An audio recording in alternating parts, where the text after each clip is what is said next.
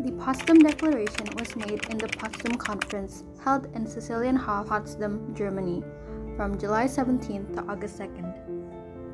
The conference's purpose was to discuss the terms for the end of World War II. Attending the event, British Prime Minister Winston Churchill, Soviet leader Joseph Stalin, and U.S. President Harry S.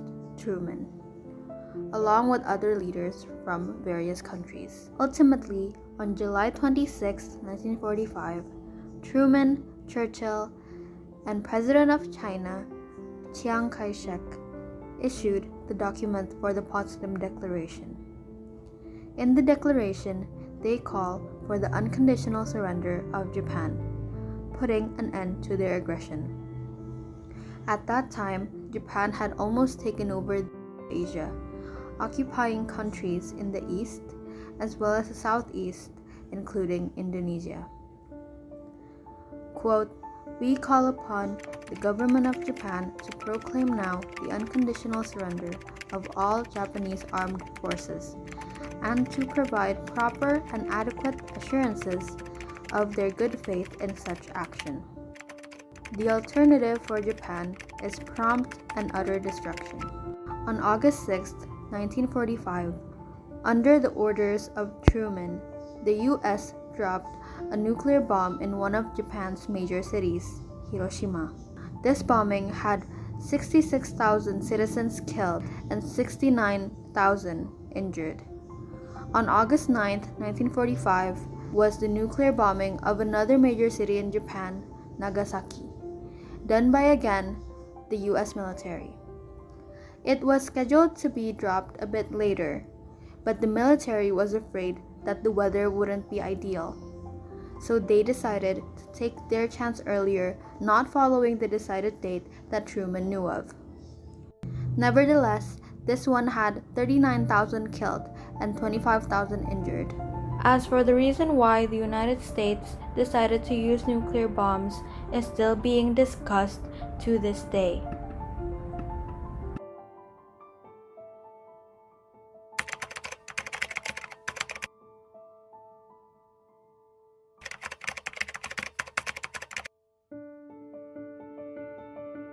On August 15, 1945, Japan officially surrendered and was ready to step down. The formal ceremony of their unconditional surrender was done on September 4, 1945 at the USS Missouri, docked in Tokyo Bay. Roughly a year before the official surrender of Japan, on September 7, 1944, Japan had already promised freedom to the people of Indonesia. Though it held little certainty, it did result in the formation of BPUPKI, short for Badan Penyelidikan Usaha Proklamasi Kemerdekaan Indonesia. Their job was to do investigations and meetings in preparation of Indonesia's freedom. BPUPKI was led by KRT Rajiman Wedio-Diningrat, along with compulsory Japanese representative Ichibangase Yoshio. The body was established on April 29, 1945. They held meetings from May until July 1945.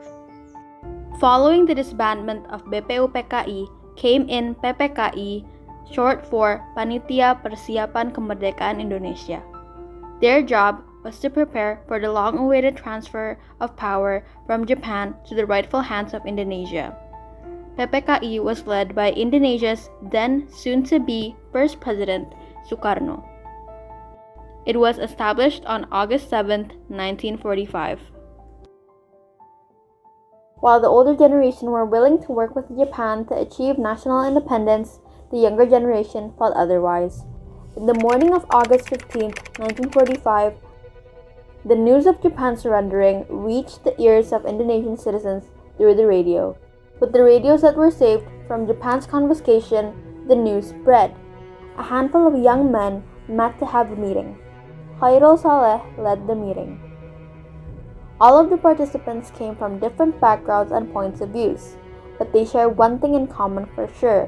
All have the same passion and dream to achieve independence, and there is no better time to proclaim independence than now. From the meeting, they had made two conclusions.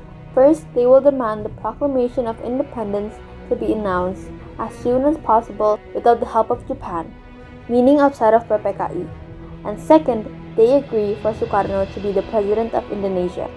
On that very night, 4 representatives of the youth came to Sukarno's house at Pegangsaan Timur Street to speak to him about this, only to be met with disappointment. Not very happy with Sukarno and Hatta because they said to us, the Japanese never surrender. Don't believe it. I said, no, it is a fact that they already surrender some places. That's why I don't expect too much from Japan. Yeah, but we already got the promise from Marshal Terauchi in Saigon. Anytime during this 3 months, we can proclaim the independence. And then I say to him, don't believe it. Because we know already that's near the end. Maybe the week of Hiroshima and Nagasaki. And then after the bomb, and we go to him again. You must proclaim. I said, no, the Japanese never surrender. Because of that, we kidnap. Because they don't believe it. And then we know already the Hiroshima and Nagasaki. We kidnap him to outside Jakarta. Because of that, there we convince him. The house in which the Rengas Dengklok incident happened is located in West Java, Karawang, and we were lucky enough to be able to visit with health protocols in mind. There we met Pak Yanto, grandchild of Jao Kisong, the owner of the Rengas Dengklok house, as well as his wife, Ibu Yanto. They helped us have a better understanding of what really happened in the incident. Kalau rumah ini dibangun tahun 1920. Berarti sahabat nih tahun ini. Oh iya.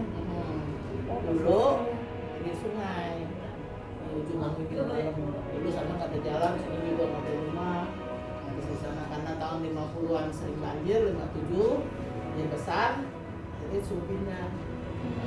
Mainan, pindahlah rumah, bisa mau dicopot pindahin ke sini, pasang lagi di sini, dan kayu kan bisa di itu jadi di sini udah 63 tahun. Kenapa bisa dibawa ke sini? Ya mungkin cari tempat yang aman lah. Iya. Jadi tanggal 15 sore Sukarno datang dan rombongan kan diculik sama pemuda peta. Ya kan, diculik istilahnya sama golongan muda, sama juga mendesak bapak lah untuk mempercepat kemerdekaan. Karena waktu itu tanggal 9 Agustus tahun 45 kan Jepang udah dibom sama sekutu kan, pecah kacil. Mungkin pemuda pemikirannya momennya tepat gitu, tepat lagi. Kita kan daripada dikasih hadiah kemerdekaan dengan merdeka sendiri gitu kan, utang budi, culiklah Sukarno dibawa ke sini. Di sini datang sore, nginep semalam. Karena datang ke sini, Bapak Sukarno bawa keluarga, ya, bawa istri, bawa anak, kamarnya di sini. Kalau Bung Hatta kan masih bujang, dari situ, di beda kamar. Berunding, bikin konsep, selesai. Kita 16 udah berkibar merah putih. Di sini dengklok nih di tubuh kebulatan tekad. Baru baru malamnya jemput balik dari Jakarta sama Pak Ahmad Sukarjo, dijemput balik kan nggak mungkin lah mereka di sini. Ya. Makanya kita balik pulang. Resminya Jakarta sampai Jakarta subuh.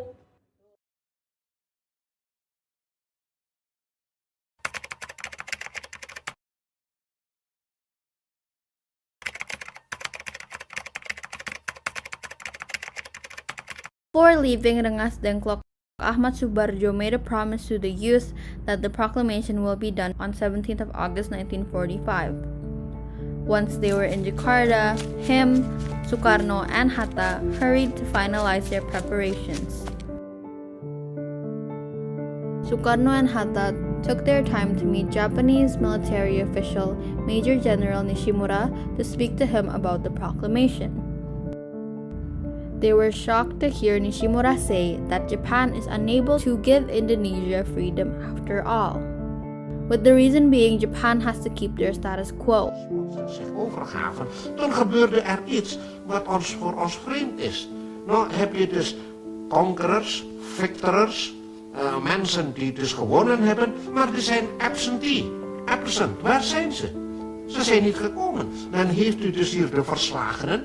En die verslagenen, die komen dus toch nog aan het bewind. Die hebben dus instructies gegeven om door te blijven daar, om de status quo te bewaren. Dus we komen daar tot gekke toestanden. Dat kan toch niet? After an argument with Nishimura, Sukarno and Hatta ended up leaving. But their duty is clear now. Indonesia will hear their proclamation of independence with or without Japan.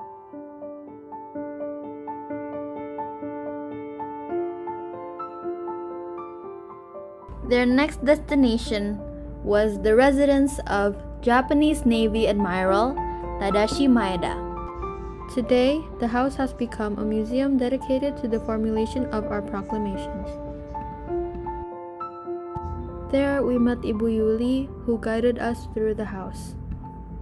Kita mulai dari sini ya. Jadi museum ini berusaha bercerita kepada kita apa sih yang terjadi di gedung ini tanggal 16 Agustus 45. Jadi diceritakan detik-detik terjadinya peristiwa penurunan proklamasi. Ada 4 ruang sejarah di sini yang menceritakan kronologi ini peristiwa tersebut. Jadi ada ruang 1, 2, 3, dan 4. Ini ruang pertama yang namanya ruang pertemuan. Di ruangan ini, Bung Karno, Bung Hatta, dan Bapak Ahmad Subarjo datang menemui Laksamana Maeda sepulangnya mereka dari Tiongkok. Mereka datang ke sini untuk menanyakan perihal berita kekalahan Jepang. Di istana untuk mengadakan rapat di sini, rapat anggota PPKI untuk persiapan kemerdekaan. Jadi pada malam itu nggak hanya mereka berempat, tapi juga ada puluhan orang lainnya di sini, yaitu anggota PPKI dan para pemuda. Membuat rapat diizinkan Maeda ke kamar di Afrika, sedangkan ketiga tempat tadi merumuskan naskah proklamasi. Di sini Bung Karno, Bung Hatta, dan Bapak Ahmad Subarjo merumuskan naskah proklamasi. Bung Karno yang menulisnya, sementara Bung Hatta dan Bapak Ahmad Subarjo yang memberikan pendapatnya. It took them 2 hours to finish arranging the proclamation. With a few scribbles of mistakes, Sukarno, along with Hatta, took the paper to where everyone else were waiting for them. Sukarno read it aloud for everyone in the room to hear. It was said that one of the youths, Sukarni, was the only one that disagreed over the choice of words. He thought that some parts sounded too soft and it didn't have the revolutionary soul. The words don't mirror the same fire that Indonesians have for freedom. After discussing it even further, Sukarni's proposal was denied. The people thought that there was no use of painting anger onto their words in the proclamation. Like what Mr. Subarjo wrote in his memoir regarding Sukarni's opinion, kita sependapat bahwa justru terlalu banyak yang terbengkalai kalau kita hanya terlibat dalam argumentasi-argumentasi penuh emosi. Kita sudah mencapai satu hasil penting, persetujuan diam-diam pihak Jepang. Mengapa akan kita lepaskannya lagi hanya karena penggunaan kata-kata yang mungkin dapat mengakibatkan perubahan sikap mereka? After confirming that there are no more complaints regarding the choice of words and phrases, they asked Sayuti Malik to type the proclamation on a typewriter.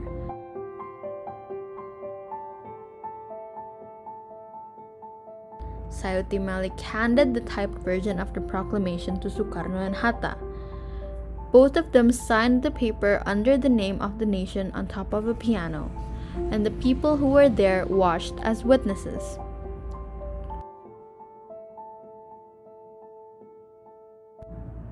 After all is said and done, everyone there went to get some rest. For tomorrow is the day Indonesia proclaims their independence.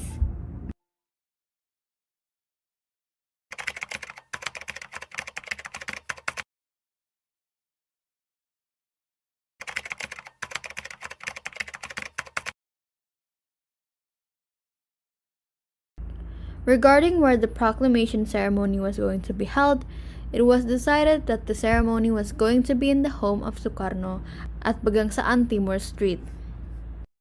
In the morning of August 17, 1945, at Sukarno's house, people were gathering around with mixed emotions. While they were happy that they will be proclaiming independence soon, there is fear that the Japanese military will come and attack them mid-ceremony.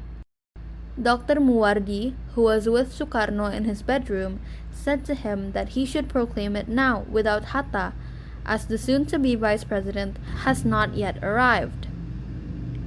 Sukarno said no and will only read the proclamation with Hatta by his side. Once Mr. Hatta arrived, without wasting any more time, Sukarno read the proclamation of Indonesian independence at his backyard with citizens around him as witnesses. Proklamasi. Kami, bangsa Indonesia, dengan ini menyatakan kemerdekaan Indonesia.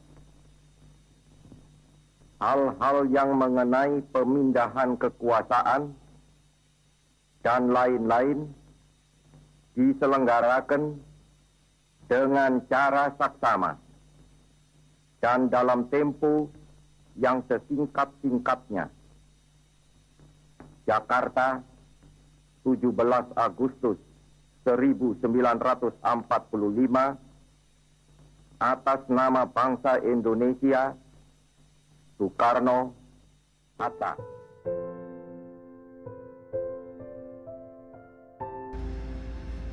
Indonesia is finally free. The news was spread through telegraph as well as it was broadcasted at Radio Jakarta.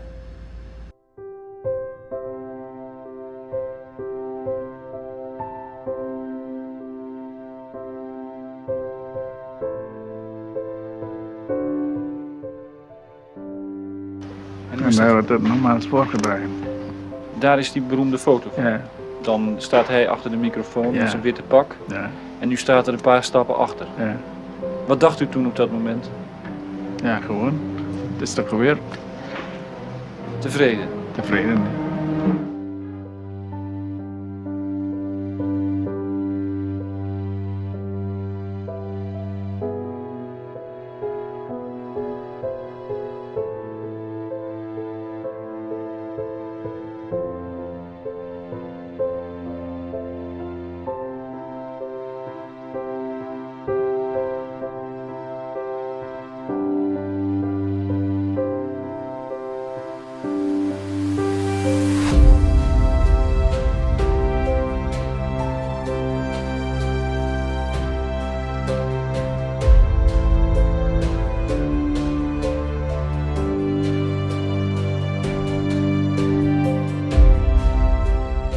Unfortunately, the fight doesn't stop there.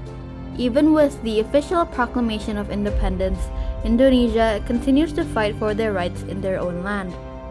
From 1945 to 1949, battles, meetings, discussions, and agreements were made before Indonesia could be finally free from the hands of colonizers.